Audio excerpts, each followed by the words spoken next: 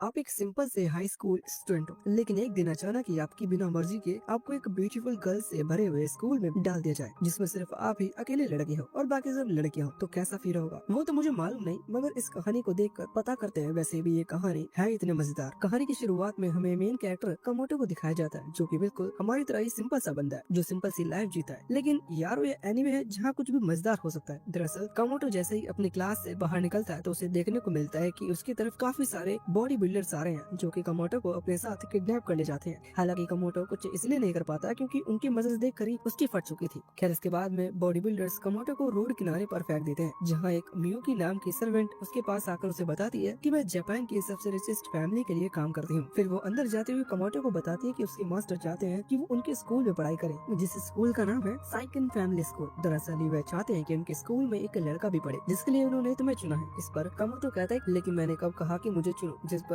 Miyuki भी कह देती है कि मैं भी बस उस ऑर्डर को फॉलो कर रही हूँ। वैसे भी तुम्हें परेशान होने की जगह खुश होना चाहिए, क्योंकि जापान में इससे अच्छा स्कूल नहीं है। ऐसी बात करते करते वो दोनों डायरेक्टर के ऑफिस में पहुंच जाते हैं, जहाँ डायरेक्टर कमोटो को बताते हैं कि उन्होंने तुम्हें स्कूल की कुछ सोशल प्रॉब्लम को सॉल्व करने के लिए यहाँ एडमिशन दिया है। दरअसल जब भी लड़कियां इस स्कूल के ग्रेजुएट होकर बाहर निकलती हैं, तब वो काफी सारे लड़कों को देखकर शॉक हो जाती हैं, क्योंकि उन्हें लड़कों के साथ रहने का कोई एक्सपीरियंस नहीं होता, और होगा भी कैसे, क्योंकि जब उन्होंने पढ़ाई की तब इतने सालों तक उन्होंने किसी लड़के के साथ बातचीत करने का एक्सपीरियंस गेन नहीं किया। खैर कमोटो को इसी मिशन को पूरा करने के लिए दिया गया है, ताकि वो आगे ग्रेजुएट होने वाली लड़कियों को इस प्रॉब्लम से बचा सके। फिर मियुकी आगे कमेटी को बताती है कि हमने सिर्फ तुम्हें यहाँ लाया है क्योंकि तुम गरीब हो, इस वजह से तुम जैसे लड़के ही सबसे ज्यादा रोड पे दिखते हो, जिनसे हमारे स्कूल के रिच गर्ल्स को प्रॉब्लम होती है। इसलिए हम चाहते हैं कि वो तुम्हारे साथ रहकर एक्सपीरियंस गेन करे, ताकि उन्हें बाहर किसी भी लड़के के साथ चलने में या उनके बगल खड़े होने में कोई दिक्कत ना हो। यही नहीं बल्कि मियुकी को लगता है कि कमोटो लड़के को पसंद करता है, जिस वजह से वो वाला केस भी नहीं बनेगा। लेकिन कमोटो उसे बताता है कि वो लड़कों को पसंद नहीं करता, साथ ही वो कहता है कि उसकी इन्वेस्टिगेशन गलत है। मगर मियुकी कहती है कि अगर तुम लड़कियों को पसंद करते हो तो तब भी कोई दिक्कत नहीं है। दरअसल उसे नहीं लगता कि कमोटो वैसे कुछ कर सकता है। तभी स्कूल की सारी लड़कियां कमोटो से मिलने आती है, जिसमें क्लास के लीडर येलो हेयर वाली रियोको है, जो कमोटो को उसका फोन वापस करती है। दरअसल कुछ देर पहले मियुकी ने उसे ले लिया था। खैर रियोको ने कमोटो को उसका फोन अच्छी तरह पैक करके दिया, जिसे जैसे ही कमोटो लेता है तो उसका हाथ रियोको से टच हो जाता है, जिससे रियोको को बहुत अजीब महसूस होता है। उस फीलिंग के चक्कर वो नीचे गिरने वाली थी कि तभी अपना हीरो कमोटो उसे बचा लेता है। कुछ इस तरह से रियोको वहाँ बेहोश हो जाती है, क्योंकि पहली बार कोई लड़का उसके इतने करीब आया है। तभी लड़कियों के चिल्लाने की आवाज सुनकर वहाँ पे एक और लड़की आती है, जो कमोटो को अपने साथ बाहर ले जाती है। फिर वो लड़की कमोटो को जमीन पर लेटाकर उसके ऊपर चढ़कर उसे किस करने ही वाली होती है कि तभी कमोटो उसे पीछे धक्का देकर हटा देता है। वैसे इस लड़की का नाम जायका है, जो समझ रही थी कि कमोटो को किस करने से उसकी विश पूरी हो जाएगी, मगर कमोटो ऐसा होने नहीं देता, जिस वजह से वो थोड़ा सा ड्रामा करने लगती है। पर उसका ड्रामा जैसे ही खत्म होता है तब वहाँ पर और भी गर्ल्स आ जाती हैं, जिन्हें देखकर जायका वहाँ से भाग जाती है। फिर मियुको कमोटो को उसके रूम तक ले आती है, और उन्होंने यहाँ पर कमोटो के रूम में मजेदार पोस्टर लगा दिए थे, मगर वो इन्हें फाड़ कर वहाँ से फेंक देता है। दरअसल उसे लड़कियों के ऐसे पोस्टर बिल्कुल भी पसंद नहीं, जो मियुको समझ जाती है। इसलिए वो कमोटो को बॉडी बिल्डर्स की मैगजीन देती है, जिसे लेकर उसकी खुशी का ठिकाना ही नहीं रहता। जिसके बाद मियुको वहाँ से ये कहते हुए चली जाती है कि तुमको जिस चीज की जरूरत होगी उसे मैं प्रोवाइड कर दूंगी। और जैसे मियुको वहाँ से निकलती है, वैसे जायका उसके रूम में एंट्री मारती है। वो गुस्से में चिल्लाते हुए कमोटो से उसकी विश पूरी करने का कहती है, लेकिन कमोटो ऐसा करने से मना कर देता है। साथ ही वो उसे समझाता है कि ऐसे किस करने से तुम्हारी कोई विश पूरी नहीं होगी। दरअसल जायका को सबका फेवरेट बनना है, लेकिन वो लोगों से दूर भागती है, जैसे कि उसने अभी कुछ देर पहले किया। अगर वो ऐसा नहीं करेगी और उनके साथ अच्छे से बात करेगी तो सब उसे पसंद करेंगे। ये सब कमोटो उसे साफ साफ वर्ड में समझा देता है, जो सुनकर जायका उदास हो जाती है। तो उसको खुश करने के लिए कमोटो उसे अपना वीडियो गेम देता है, जिसे लेकर जायका खुश हो जाती है और कमोटो को बताती है कि अब मैं ऑनलाइन अपने काफी सारे दोस्त बनाऊंगी, फिर अपना एक क्लब जिसमें अपने कई सारे फ्रेंड्स को ज्वाइन करूंगी। इसके बाद सीन चेंज होकर मॉर्निंग पर आता है, जहाँ मियुको कमोटो को उठाने आई थी। मियुको उसे नींद से उठाकर बताती है कि आज उसका स्कूल में पहला दिन है, तो जल्दी से रेडी हो जाओ। रेडी होने के बाद कमोटो वहाँ से जाने लगता है, लेकिन तभी जायका उसे दरवाजे पर ही मिल जाती है, तो वो दोनों साथ जाने लगते हैं। साथ में चलते हुए जायका कमोटो से कहती है कि अगर तुम्हें कभी क्लासमेट की मीटिंग में जाने से बचना हो तो मेरे को बताना। दरअसल मेरे को स्कूल से निकलने का एक पीछे का दरवाजा मालूम है। इस पर कमोटो से कोई जवाब नहीं देता और आगे बढ़ता रहता है। फिर वो क्लास तक पहुंच जाते हैं, जहाँ रिको कमोटो को अपनी क्लास में वेलकम करती है, जिसके साथ ही कमोटो की पढ़ाई शुरू हो जाती है। उनको एक ब्यूटीफुल टीचर पढ़ा रही थी, बड़े प्यार से, जो जायका को बिल्कुल पसंद नहीं आता। इसके बाद वो स्पोर्ट की क्लास में जाते हैं, जहाँ जायका अच्छा परफॉर्म नहीं कर पाती, वही कमोटो बहुत अच्छे से स्पोर्ट में परफॉर्म करता है, जिससे सारी लड़कियां उसके पास आकर उसकी तारीफ करने लगती हैं। ये सब जायका को बिल्कुल अच्छा नहीं लगता, हालांकि वो कुछ कर भी नहीं सकती, इसलिए चुप ही रहती है। फिर सब पार्टी में जाते हैं, जो कमोटो के यहाँ एडमिशन लेने की खुशी में रखी थी। हालांकि पार्टी में लड़कियों तो काफी शानदार खाना खाती है, लेकिन कमोटो तो अपना सिंपल नूडल्स खाता है। दरअसल उसे एक्सक्लूसिव खाना दिया नहीं गया। खैर खाना पीना होने के बाद कमोटो को स्टेज पर बुलाया जाता है, ताकि वो डांस कर लड़कियों को एंटरटेन कर सके। हालांकि उसके साथ रिको भी थी जो इन कपड़ों में प्रिंसेस लग रही थी। जिसके बाद वहाँ नाच गाना शुरू होता है। पहले वो बाकी लड़कियों के साथ में अपना डांस करती है जो देखने में काफी बेहतरीन था। फिर बारी आती है कमोटो की, जिसे रिको पर्सनली अपने साथ डांस करने के लिए इनवाइट करती है। तो कमोटो बड़े प्यार से उसका हाथ पकड़कर साइक्लोन जैसा फनी डांस करता है, मगर इसमें कमोटो की चीख निकल जाती है क्योंकि डांस करने के लिए उसने गलत लड़की को चुन लिया। इस तरह मजाक मस्ती के साथ पार्टी एंड होती है। जिसके बाद कमोटो अपने रूम में रेस्ट कर रहा था, लेकिन तभी उसके रूम में जायका उसका दिमाग खाने आ जाती है, जो देखना चाहती है कि एक कॉमनर किस तरह की मांगा पढ़ता है। उन्हें जब जायका पढ़ती है तो उसे बहुत मजा आता है।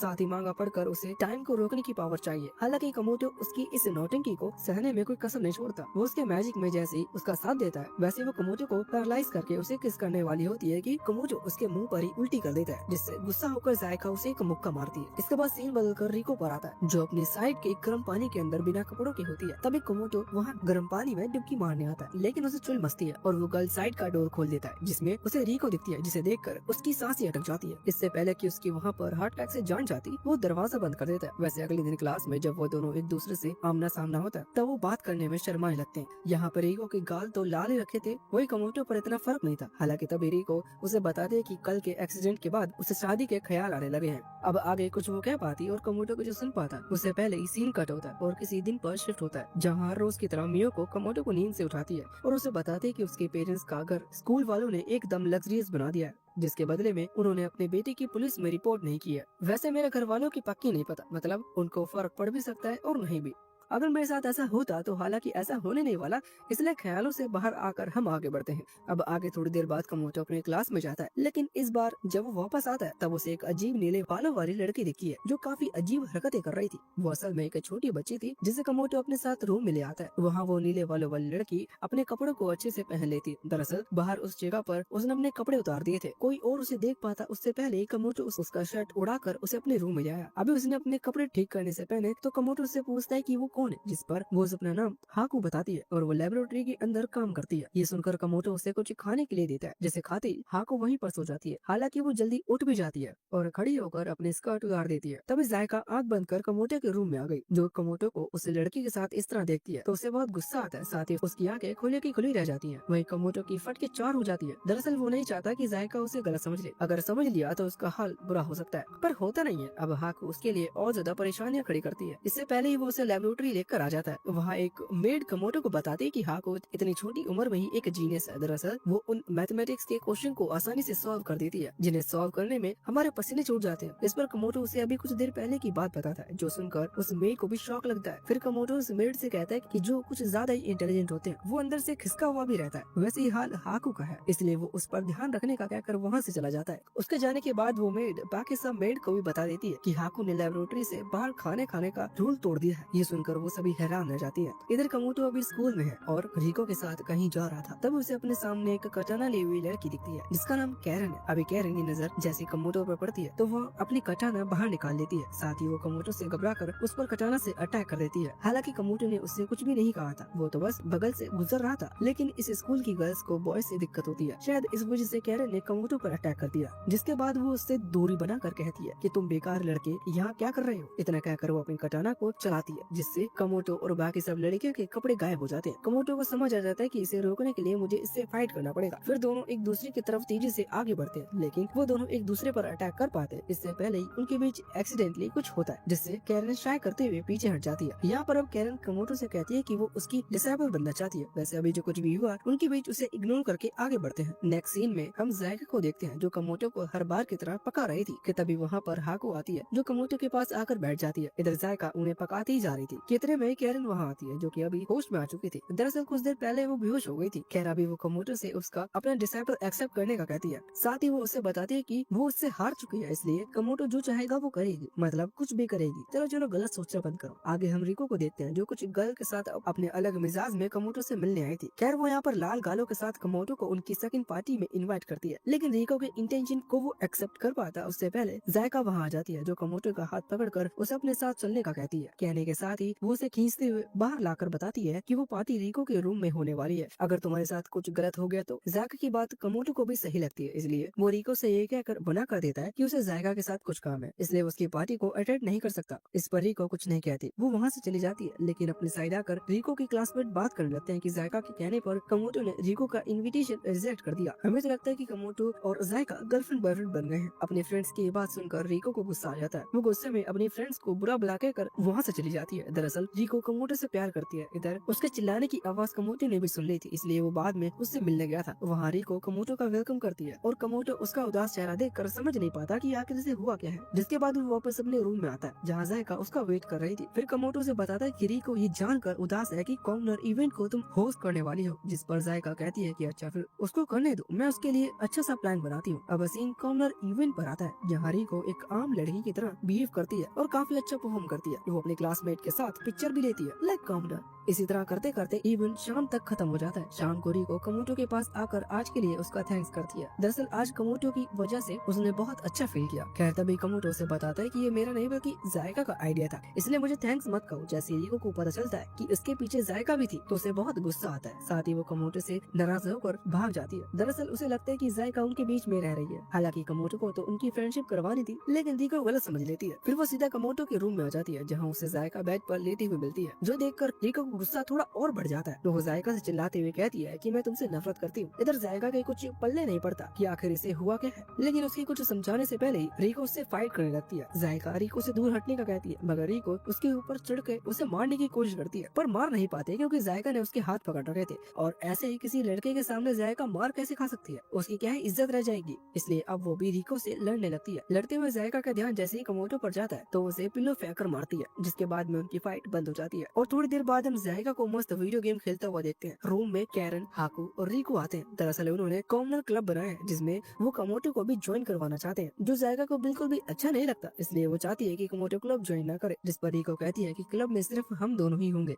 जो सुनकर जायका गुस्से में आती है। इससे पहले वो दोनों बिल्लियों की तरह झगड़ने लगते हैं। कमोटो कहते हैं कि क्लब में जायका भी ज्वाइन होगा ताकि वो दोनों अच्छे दोस्त बन सके। इस पर वो दोनों अग्री नहीं करते। फिर आगे सीन बदलकर मॉर्निंग पर आता है। सुबह सुबह कमोटो की जैसी आंखें खुलती है तो वो अपने सामने हाकू को देखता है, जो उसके बगल में आकर सो गई थी, जबकि उसे लेबोरेटरी में होना चाहिए था। हालांकि कमोटो इस पर ध्यान नहीं देता और उसके लिए खाना बनाकर उसे खिलाता है और उसे वापस लेबोरेटरी में छोड़ देता है। इस बीच हम जायका और रिको को देखते हैं, जो हाको के बारे में बात कर रहे थे कि वो बस पूरे दिन कमोटो के साथ रहती है। इसलिए जायका रिको से कहते हैं कि हम दोनों लड़ते रह जाएं और हाको बाजी मान ले जाए। इससे पहले हमको दोस्त बन जाना चाहिए ताकि हम मिलकर इसका कुछ सोल्यूशन निकाल सके, जिस पर रिको अग्री करती है। हालांकि कैरन उसके ऐसा करने से मना करती है। दरअसल उसका प्लान है कि जैसे ही हाको कमोटो के रूम में आएगी वैसे वो दोनों से पकड़कर अच्छा सबक सिखाएंगे। फिर वो जाकर कमोटो के रूम में डेरा डालती है और जैसे ही हाको दरवाजा खोलकर अंदर आने वाली होती है कि तभी कैरन उसे रोककर वहाँ से भाग जाने का कहती है, मगर जायका उसे पकड़कर अंदर ले आती है, जिसके बाद उनके बीच मस्ती होने लगती है। जबकि जायका और रिको करने कुछ और आए थे और कर कुछ और रहे हैं। खैर आखिर में वो तीनों अच्छे दोस्त बन जाते हैं। तभी लेबोरेटरी की मेड हाको को लेने आती है, जिसके साथ हाको चली जाती है। फिर कुछ देर बाद कमोटो अपने रूम में जाकर वीडियो गेम खेलने लगता है, जिसमें से बहुत मजा आ रहा था कि तभी जायका उसके रूम में आ जाती है और मजबूरन कमोटो को उसकी बकबक से बचने के लिए अपना वीडियो गेम देना पड़ता है। फिर वो रूम से बाहर भी चला जाता है। वैसे उसके जाते ही रिको अंदर आती है, जिसके बाद वो कमोटो के रूम की छानबीन करना शुरू करती है ताकि उन्हें उसके बारे में कुछ जानने को मिल सके। तभी जायका उसकी फ्रीज खोलकर चेक करती है कि उसमें उसे एक ड्रिंक मिलती है, जो शायद से उन्होंने कभी पी ही नहीं थी। इसलिए जब उन्होंने उसे पिया तो वो ड्रिंक उन्हें इतनी बुरी लगती है कि उन्होंने उसे बाहर निकाल दिया, जिससे उन दोनों के कपड़े गीले हो गए क्योंकि वो एक दूसरे के सामने खड़ी थी। जिससे ड्रिंक जब उन्होंने बाहर निकाली तो उन दोनों पर ही गिर गई। खैर जैसे ही उन्होंने अपने कपड़े उतारे वैसे कमोटो अंदर आ गया, जिसे देखकर जायका जोर से चिल्लाती है। उसकी इतनी तेज आवाज सुनकर कमोटो की फट जाती है। नजारे का आनंद लिए बिना बाहर निकल जाता है, क्योंकि जान है तो जहान है। वैसे थोड़ी देर बाद कमोटो को डायरेक्टर अपने ऑफिस में बुलाकर उसे बताते हैं कि उन्होंने गर्ल्स के लिए एक ट्रिप ऑर्गेनाइज की है, जिसमें वो एक कॉमनर की तरह सोसाइटी में रहना सीख पाएंगे। जिसके अगले दिन वो एयरप्लेन से अपने ट्रिप पर निकल जाते हैं। उस जगह पर पहुंचने के बाद वो देखते हैं कि उनके लिए बिल्कुल बाहर की नॉर्मल सिटी जैसा प्लेस डिजाइन किया गया है। हालांकि वहाँ पर कोई और लोग नहीं है। दरअसल वो सिटी स्पेशली गर्ल के लिए डिजाइन की है, जिसमें सभी गर्ल एंटर करती हैं। सबसे पहले वो रोड क्रॉस करती है, फिर एक कॉमनर पीपल की तरह एक रेस्टोरेंट पर खाना खाती है और कमोटो इतने टाइम बाद फास्ट फूड खाकर इतना खुश होता है कि डांस करने लग जाता है एक दूसरी जगह पर। उसके बाद गर्ल्स भी डांस करती है। उनका डांस काफी अच्छा था। खैर उसके बाद कैरन अपने लिए एक टी शर्ट बाय करती है, जिसे वो पहनकर कमोटो को दिखाती है। हालांकि यहाँ बात कुछ और है। दरअसल कैरन ने पहले कमोटो से कहा था कि वो जो कहेगा वो वही करेगी, तो अभी कमोटो उससे कहता है कि वो अपने कपड़े उतारे। उसके बाद क्या होता है वो हमें नहीं दिखाया जाता। इस बीच जायका और रिको अपने रूम में होते हैं, जहाँ जायका तो अपने में ही मस्ती और वो रिको को इग्नोर करती है, जिससे रिको को अच्छा नहीं लगता। इसलिए वो उदास होकर एक तरफ खड़ी हो जाती है, जो देखकर जायका उसके पास आकर उसकी उदासी का कारण पूछती है, जिस पर रिको बताते हैं कि कमोटो उससे ज्यादा बात नहीं करता, जबकि वो स्कूल की सबसे पॉपुलर लड़की है। खैर इसके बाद सीन चेंज होकर कमोटो पर आता है, जो सुबह सुबह गलती से गर्ल के बाथरूम में आ जाता है। तभी वहाँ जायका आ जाती है, जिसे देखकर वो घबरा जाता है, मगर वो वहाँ से बाहर निकल पाता। इतने में ही और भी गर्ल्स बाथरूम में आ जाती हैं, जिससे छुपने के लिए कमोटो को पानी के अंदर आना पड़ता है। ऊपर से जायका भी उसके ऊपर ही बैठ जाती है, जिस वजह से वो मारा जाता। हालांकि जब गर्ल्स बाथरूम से बाहर निकल जाती है, तब जायका उसे पानी से बाहर निकालकर उसे अपने मुंह से सांस देती है, जिससे कमोटो तो बच जाता है, मगर इस सीन को बाकी गर्ल्स भी देख लेती है, जिसे देखकर उनके होश उड़ जाते हैं। दरअसल ऐसा कुछ उन्होंने पहली बार देखा था। फिर कुछ समय बाद कमोटो को अपने रूम में होश आता है और उसे कुछ भी मालूम नहीं था, इसलिए वो बाहर आता है, जहाँ गर्ल्स उसे देखकर अजीब तरह से रिएक्शन दे रही थी, पर कमोटो उन पर ज्यादा ध्यान नहीं देता। हालांकि तभी उसके पास जायका आती है, जिससे वो उन सब गर्ल्स की प्रॉब्लम पूछता है, जिस पर जायका उसे बताती है कि उन्हें लगता है कि हम दोनों डेट कर रहे हैं। अब वो ऐसा क्यों सोच रही है, ये जायका बात बता पाती उससे पहले ही वहाँ पर कैरन आ जाती है, जो कमोटो को जोरदार थप्पड़ मारकर वहाँ से भाग जाती है, वो भी गुस्से में। वैसे इधर कमोटो तो बेहोश हो जाता है, अभी क्या ही मत बनेगा, लड़की एक थप्पड़ में ही बेहोश हो गया। खैर इसके बाद जायका रिको की सब सच्चाई बता देती है, तो रिको ये जानकर राहत महसूस करती है कि वो बस गलतफहमी में थी। जिसके बाद रिको उससे पूछती है कि हमें कमोटो को भी सब सच बता देना चाहिए, जिस पर जायका बताती है कि अभी नहीं, मैं सही समय देखकर उसे सब सच बता दूंगी। फिर वो दोनों आपस में बहस करने लगते हैं। अब ऐसा क्यों, वो तो वही जाने। इधर कुछ देर बाद जब जायका कमोटो के साथ दिखती है, तो उसे सच बताने की जगह पर एक ट्री का कॉस्ट्यूम पहनाकर डांस करने लगती है। तभी बाकी 3 गर्ल्स भी वहाँ आती हैं, जो कि इस तरह का बुरा डांस देखकर बिल्कुल भी खुश नहीं होती। फिर बाद में जब कमोटो के रूम में बैठे होते हैं, जहाँ कमोटो अपने फ्यूचर प्रेडिक्ट करने के लिए अपने फोन के एक ऐप का यूज करता है, और जब कैरन की बारी आती है, तब वो ऐप कैरन का फ्यूचर बहुत ही फनी तरीके में दिखाता है। हालांकि उस ऐप ने क्या फ्यूचर दिखाया वो हमें नहीं बताया जाता। जिसके बाद कैरन कमोटो से फोन छीन कर एक दूसरा ऐप ओपन करती है, जिसमें वो कमोटो के क्राइटेरिया के साथ मैचिंग करती है। सबसे पहले वो ऐप जायका की मैचिंग दिखाती है, जो कि 100 में से 80 थी, मतलब जायका की पसंद और नापसंद 80% तक कमोटो जैसी है। वैसे ये जानकर जायका बहुत खुश है और खुशी के मारे उछलने लगती है। खैर इसके बाद रिको कहती है कि मुझे भी चेक करना है, और क्या पता मेरी मैचिंग जायका से ज्यादा हो, जो बात बिल्कुल सही है, क्योंकि जब कमोटो और रिको की मैचिंग का रिजल्ट निकला तब उनकी मैचिंग 90% तक है। साथ ही वो ऐप बताता है कि 90% मैचिंग के साथ वो दोनों शादी भी कर सकते हैं। ये जानकर अब रिको बहुत खुश है, लेकिन वहीं अब जायका का सारा मूड खराब है। नेक्स्ट मैचिंग हाकू के साथ होती है, जो कि बहुत कम यानी कि 50% थी। अब किसी बच्चे के साथ भी अगर ऐप हाई स्कोर देगा, मतलब ऐप खराब है, लेकिन ऐसा नहीं है, जो इस ऐप ने अभी प्रूफ कर दिया। वैसे लास्ट में कैरन के साथ मैचिंग की जाती है, जिसका रिजल्ट 0% था। ये देखकर कैरन को गुस्सा आ जाता है, इसलिए वो उस पर अपनी कटाना तान देती है, लेकिन तब उसे पता चलता है कि कमोटो ने रॉन्ग आईडी डाल दी है। तब वो शांत होकर कमोटो को उसकी सही आईडी डालने के लिए कहती है,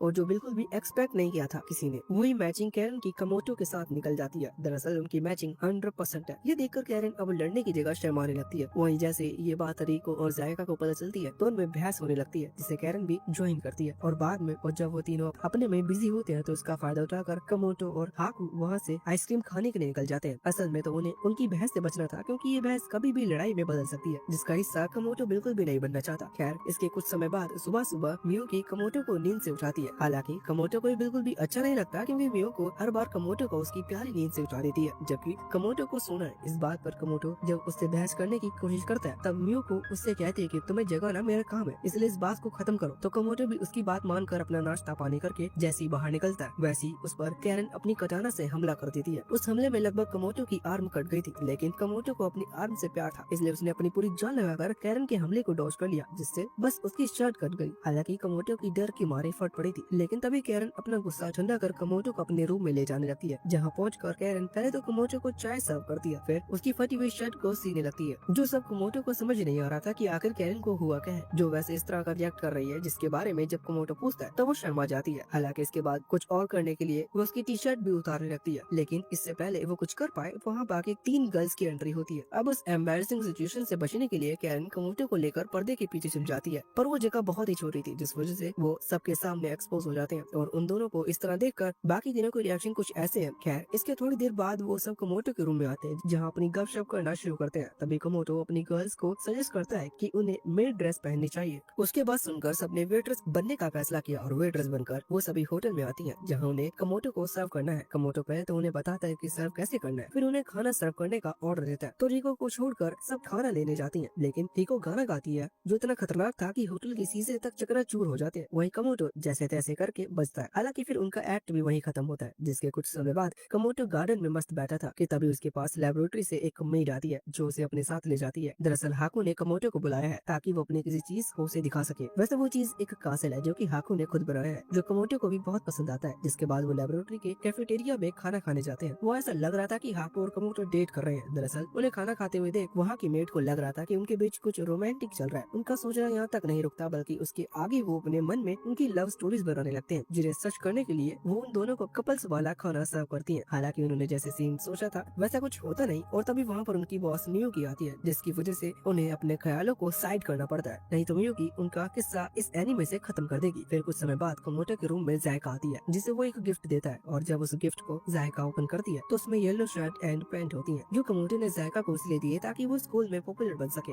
असल में तो जायका यही चाहती थी, इसलिए कमोटो ने उसकी हेल्प की। खैर जायका ये जानकर बिजली की रफ्तार से उन कपड़ों को पहनकर स्कूल में निकल जाती है। हालांकि इससे पहले कमोटो ने उसे कुछ स्टाइलिश तरीके भी सिखाए थे, जिन्हें जायका थोड़ी देर में ही मास्टर कर लिया था। पर जायका उसकी पूरी बात सुने बिना ही बाहर निकल गई थी, इसलिए उसे रोकने के लिए जैसे कमोटो अपने रूम से बाहर निकलता है तो जल्दी में होने की वजह से मियुको से उसकी टक्कर हो जाती है। दूसरी तरफ जायका रिको के पास आकर उसे अपना सूट दिखाकर आगे भाग जाती है, लेकिन रिको पीछे रहना चाहती थी, इसलिए वो उसका पीछा करती है ताकि सारे मैटर को जान सके। जायका भी उससे खुश थी, सब बात बता देती है कि कैसे कमोटो ने उसे येलो सूट दिया और पॉपुलर बनने के लिए कुछ टेक्निक्स भी सिखाई। रिको ये जानकर बहुत दुख होता है, मगर वो दुख में अपनी लाइफ बर्बाद नहीं कर सकती, इसलिए जायका से वो उन टेक्निक को उसे भी सिखाने का कहती है, जिसके लिए जायका तुरंत मान जाती है। फिर उसे वो क्लास में जाकर सारी टेक्निक को सिखाती है, जिन्हें सीखने के बाद रिको कहती है कि हमें इसे स्कूल की बाकी सब गर्ल्स को भी सिखा देना चाहिए, जिसके लिए जायका भी मान जाती है। इधर कमोटो जायका को ढूंढ रहा था, लेकिन जायका उसे कहीं नहीं दिखती, मगर जब वो अपनी क्लास का गेट ओपन करता है तो उसे स्कूल की सारी गर्ल्स येलो सूट में दिखती हैं। इन्हें देखकर कमोटो शॉक रह जाता है। अब इसके अगले दिन जब रिको कमोटो के रूम में जाने ही वाली होती है कि तभी वहाँ कमोटो को फोन पर बात करते हुए सुनती है, जिससे उसे पता चलता है कि कुछ दिनों में ही कमोटो स्कूल छोड़कर जा रहा है ताकि वो अपने फ्रेंड से मिल सके, जो कोई लड़की नहीं बल्कि लड़का है। ये जानकर रिको टेंशन में आकर बाकी सब गर्ल को बताने जाती है कि कुछ दिनों में कमोटो स्कूल छोड़कर जा रहा है, लेकिन तभी कमोटो को रोकने के लिए जायका एडवाइस देती है कि हमें लड़कों की तरह एक्ट करना चाहिए, जिससे कमोटो स्कूल छोड़कर नहीं जाएगा। उसकी इस बात को कोई ठुकराता नहीं, बल्कि सब इसके लिए मान जाते हैं। फिर वो एक जैकेट लाते हैं जो कुछ इस तरह की दिखती है, जिसे पहनकर